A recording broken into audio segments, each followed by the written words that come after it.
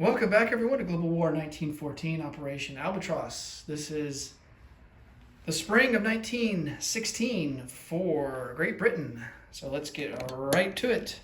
For our purchases, we're going to mirror the Germans and spend $4 a complete technology for armored vehicles. That will grant us a free tank, but of course cost money to finish off the tech. Ordinarily, we could just spend one IPP and move it up to stage 1 and then continue thereafter to spend however much IPP we want in subsequent turns, as long as we are spending something in order to complete the tech to stage 4. But we're just going to go ahead and knock it out, get it out of the way. We're going to cash and carry an artillery for 4. We're going to upgrade a colonial to an infantry. That's going to be in Rhodesia, and then we're going to place a colonial in Rhodesia. Going to purchase a Gurkha. This is the British elite unit that they get, which has to be produced in India. So we're going to combat the Germans gaining a foothold there in Burma, and place down a Gurkha for $4. Going to complete construction of a dreadnought for 4. Going to purchase a torpedo boat destroyer for 7, and a cavalry for 4, and then 4 infantry for 12. For technology, we're going to go for depth charges and hydrophones and improved construction. So currently at stage 3 for depth charges, stage 2 for construction. All right. Depth charges will be the black die, and brown will be construction. All right, we hit on construction, but we fail on depth charges. So we are now at stage 3 for construction. I'm not going to complain about that, because once we finish that off, we'll be able to get a reduced price on facilities and ships. Okay. We don't have any free diplomacy roles to do. We don't have any recruitment roles later on to do. So let's get right into combat moves. We got 2 artillery here in southern Iraq. We're going to do just attrition attacks into northern Iraq. And make sure I'm not missing anything in Africa. Yeah, I think all we have is really just attrition attacks. We're going to take our 3 artillery there in Normandy, do attrition attacks into Picardy. Yeah, we're just not in a position with our ground forces to really launch any massive offensives. And plus on top of that, we got to make sure that we have enough infantry, minimum of 6 there in France to counter the Germans to do our mandatory offensive this calendar year. So we don't want to be throwing infantry away, that's for sure. Okay, so let's do these attrition attacks. We'll start in Iraq. 2 artillery at a 1. Both misses, and then we have, I think, 3 artillery in Normandy? Yeah, 3 artillery in Normandy. Oh wait, let me see if Germany has any counter. Yeah, they do. They're going to get to counter with 3 of their own at a 1.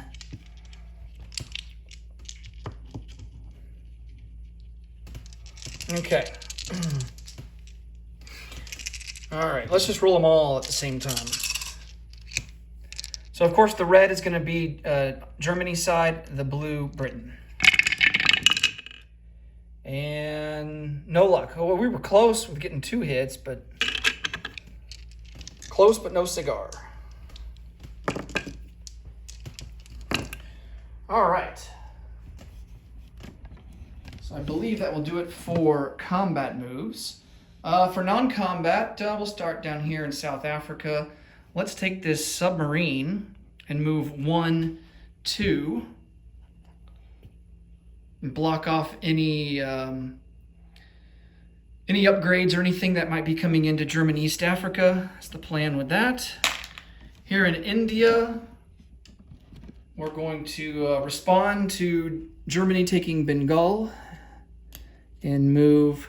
We're actually going to rail an artillery to Calcutta.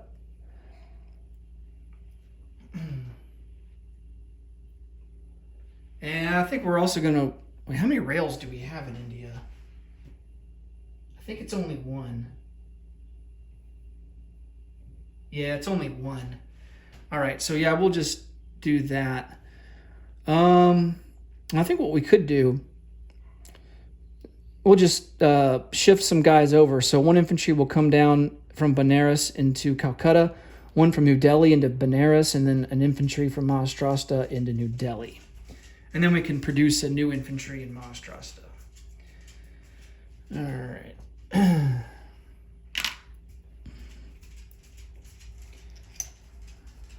Chip him out while I'm over here. Let's see. Oh yeah, the Med C. Got a little bit going on here. All right. We're gonna take our fleet, and the two pre-dreads, they can only move a maximum of 2, and that's with using the major port facility there in Thessaly. They're gonna come out 1, 2. And they will go into port on the Med Sea side of Gibraltar. And then we're going to take the two cruisers, and they will move. They could move 4. So maybe we will do that. 1, 2, 3, 4, and they will go into port into Leon Castile. All right.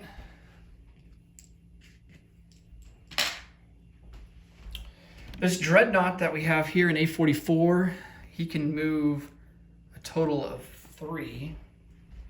So he's going to go 1, 2, 3, go into port in eastern Egypt.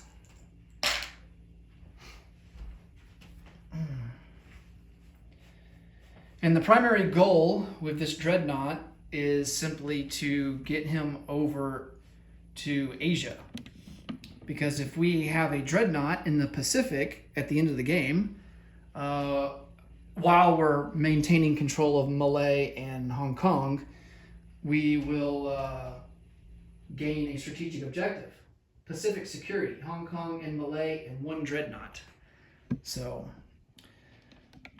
take advantage of that, since Japan's on our side, and we pretty much have, I mean, aside from that 1 German torpedo boat destroyer there in German Shandong, we basically have naval dominance in the Pacific. So, all right.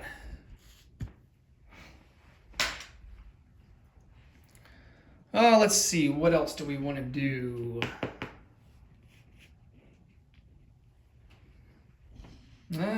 Let's move up this infantry from southern Greece into Thessaly.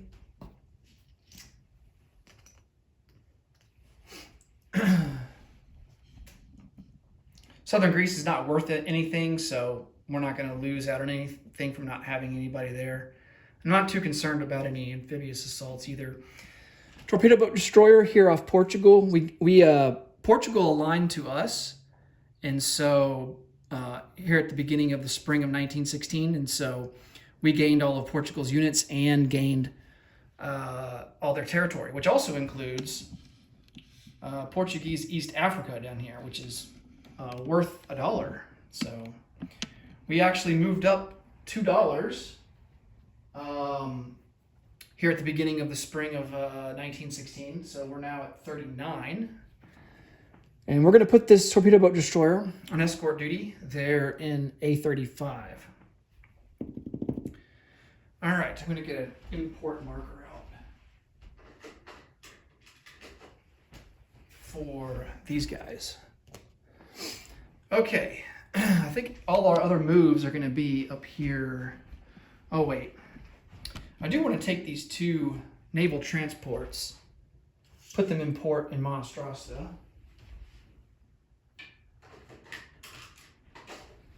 Not that it really matters, more just a formality, I guess. All right. And everything else is over here.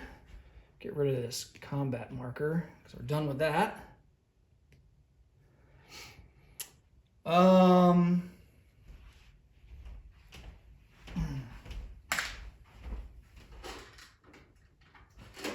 I just saw something that I want to do that I missed off camera.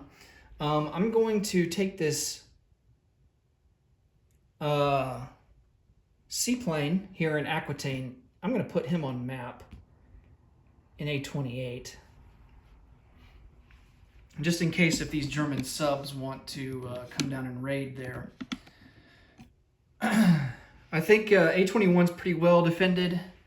And it's important to defend this because it's the intersection of two convoy lines with a total value of 11 for the British and 5 for the Americans.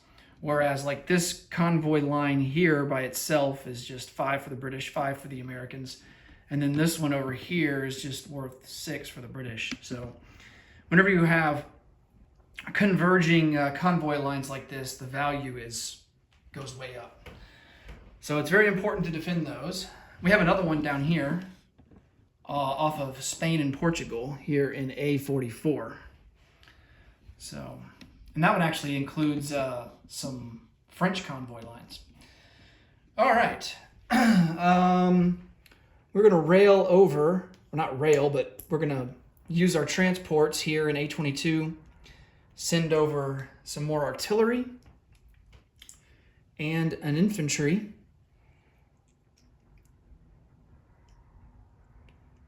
Along with the 2 infantry here in London. So that's 3 extra infantry. That will give us a total of 6 infantry in Normandy.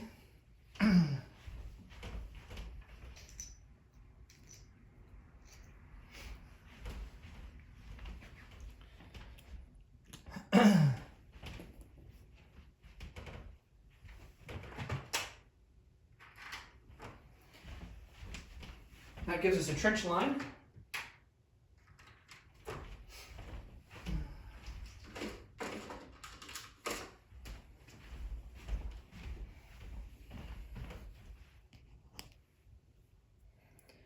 And now we are set up to do our mandatory offensive whenever we feel like we want to.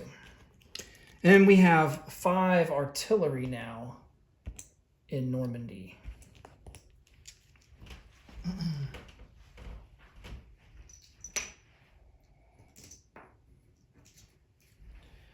All right.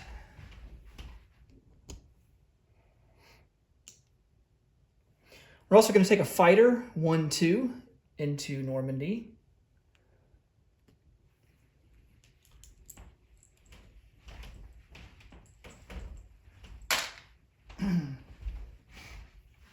All right. Now, I don't think these German subs can do any damage on the American, on the American economy on this line because they're not at war with the Americans.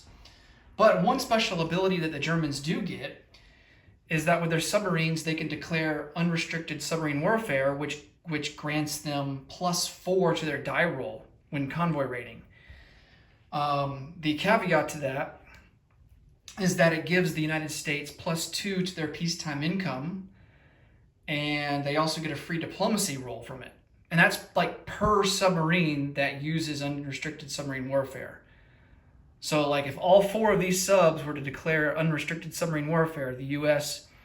would get +8 peacetime income, and they would get 4 diplomacy rolls, free diplomacy rolls. So Germany's got to watch out for that. Okay. Let's see. I think that's going to be it. Do we have any guys in Lorraine? I don't think we do. No, we do not. Okay. I think we're fine where we're at. Let's go place down some units. Of course, our artillery will go down into Washington, D.C. Our dreadnought and our torpedo boat destroyer will be manufactured in London. and join the fleet there in A23. That's in port. We now have 5 dreadnoughts. Not too shabby. All right, our tank will go into London. So we only have 2 slots left for building units because we built 2 ships there and then the armor.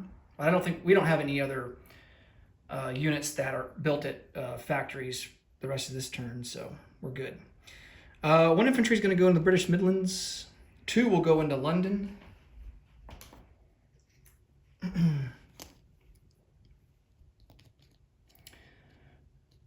And then our final infantry is going to go into Monastrosta.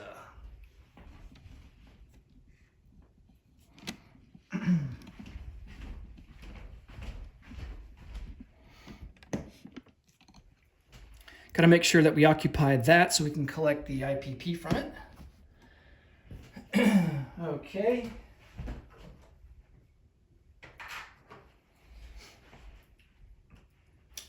We will upgrade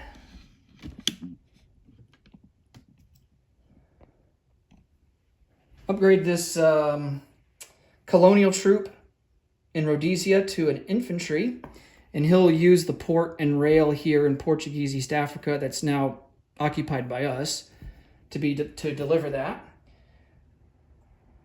We have a cavalry that I've forgot to place down, and he is going to go and use the final manpower slot in London.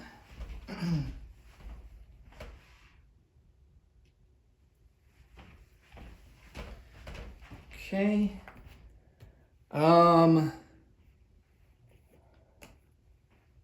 We'll consume a manpower slot in Rhodesia.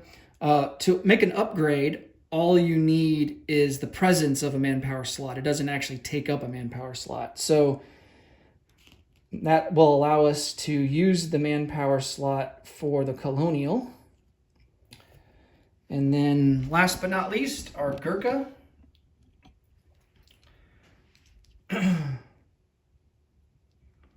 We will manufacture him in Wait, can we manufacture him in Calcutta? Yeah, we can. There's a manpower slot there. All right. All right, let's see how much income we will collect. We don't get any bonus income. Do we have trade? No, no trade. Let's do our wartime economy bonus. Figure out what that's going to be.